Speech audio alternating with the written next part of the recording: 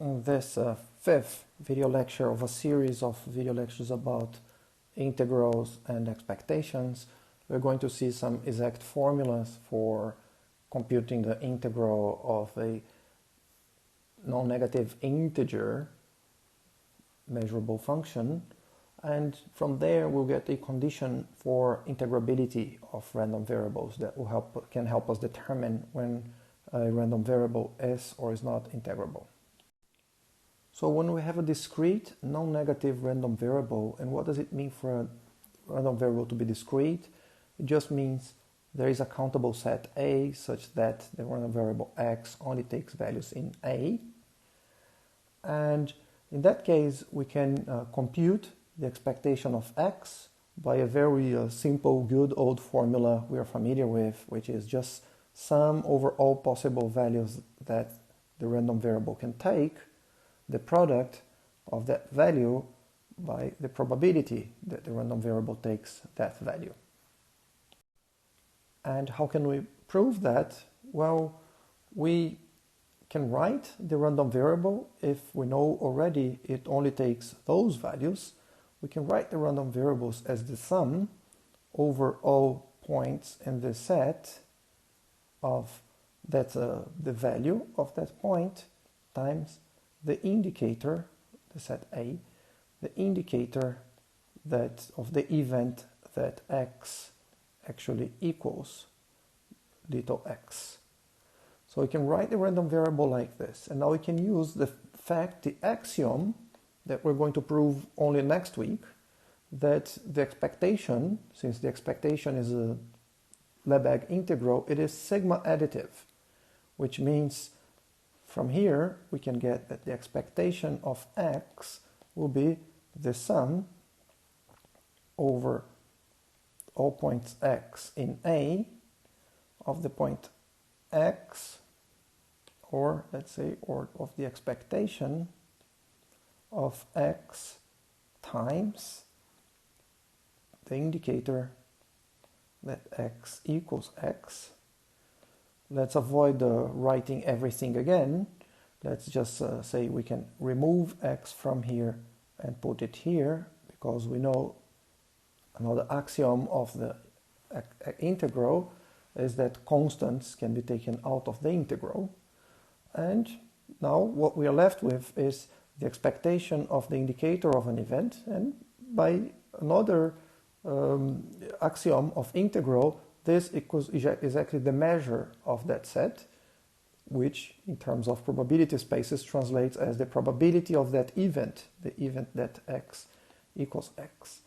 And this is exactly what is written here, so the proof is concluded. As an example of how we can apply this proposition, we can suppose that x has a distribution Poisson with some parameter lambda, and we can, using this formula, we can compute explicitly what the expectation of x is. You can see the details in the lecture notes. Now, some very useful formula that we can apply when we know that x only takes values, not only on a countable set, but on a very specific set, which is the set of non-negative integers, where we also allow plus infinity. And we have this very nice classical formula that tells us exactly what the expectation of x is and how we can compute it. Before we prove this proposition, let me just mention that it is much easier to compute the expectation of a geometric random variable. So assuming x has a geometric geometric distribution with some parameter p, it is much easier to compute its expectation by using this formula. Then let me go back by using this formula here. And how can we prove this proposition? It is quite a strange and a dirty trick. First, we're going to use the previous proposition. So the expectation of x equals the sum over a set A, but now A is a very specific A. We're calling this set, we're calling it A, of x times probability that x equals, well, since we are in this set, maybe let's use n instead of x. And now here's a very dirty trick that we use in this proof. I will do it algebraically. You can draw little blocks on a piece of paper and see what is being done here. It's basically we're summing in one direction instead of the other direction if we write n as a pile of blocks. So this is what I'm going to write here. I'm going to write this sum over n. I'm just now substituting this number n here. I'm going to write this as the sum over k going from 1 to n. Well, instead of let's making n go from 1 to n, let me add the indicator that k is less than n. So now I can just sum over all natural k's. Okay? So what I'm saying is for every n in that set, the value of n equals this sum here. And that even applies for the case when n is infinite. There is no problem.